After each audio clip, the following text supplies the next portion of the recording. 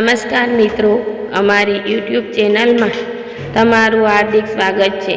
જો અમારી ચેનલમાં નવા હો તો લાઈક, શેર, સબસ્ક્રાઈબ જરૂર કરી દેજો। તો આજે આપણે એક સરસ મજાની કહાની વિશે જાણીશું। તો ચાલો આપણે શરૂ કરીએ આજની આ કહાની। પૂરી સાંભળવા નમ્ર વિનંતી। રામાયણની એક વાર્તા છે। શ્રી રામ, સીતા અને લક્ષ્મણનો વનવાસ ચાલી રહ્યો હતો। તે બધા ચિત્રકૂટમાં રહેતા હતા। એક દિવસ શ્રી રામ અને સીતા બેઠા અને વાતો કરી રહ્યા હતા।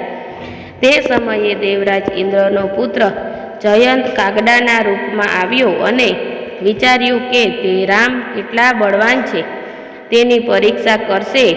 આ વિચારતા જ જયંતે કાગડાના રૂપમાં સીતાજીના પગ પર ચાંચ મારી। જ્યારે દેવી સીતાજીને પીડા થઈ ત્યારે શ્રીરામે એક નાનકડા સ્ટ્રોમાંથી એક તીર બનાવ્યું, તેમને આશીર્વાદ આપ્યા અને જયંતની પાછળ છોડી દીધા। શ્રીરામે સ્ટ્રોને બ્રહ્માસ્ત્રમાં રૂપાંતરિત કર્યું હતું। તે તીર જયંતને વાગ્યું હતું। એ તીરને ટાળવા જયંત ઝડપથી દોડી રહ્યો હતો। સૌથી પહેલાં તે પોતાના પિતા દેવરાજ ઇન્દ્ર પાસે પહોંચ્યા। ઇન્દ્રને તેને કહ્યું કે તે શ્રી રામ સામે ગુનો કર્યો છે, હું તને બચાવી શકતો નથી। આ પછી જયંતે ઘણા લોકો પાસે મદદ માગી, પરંતુ તેને ક્યાંયથી મદદ ન મળી।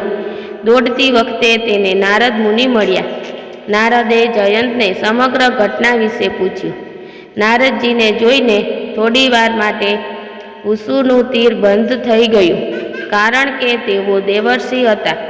નારદ મુનિએ આખી વાત સાંભળી અને જયંતને કહ્યું કે તમારાથી ભૂલ થઈ છે। તમે શ્રી રામ અને સીતાને દુઃખ પહોંચાડ્યું છે, તમે ગુનો કર્યો છે। તેથી તમારે પહેલાં શ્રી રામ અને સીતાની માફી માગવી જોઈએ। આ સિવાય તમને બીજું કોઈ બચાવી શકશે નહીં। જાઓ અને શ્રી રામ પાસે ક્ષમા માગો, ફક્ત તે જ તમારું રક્ષણ કરી શકે છે।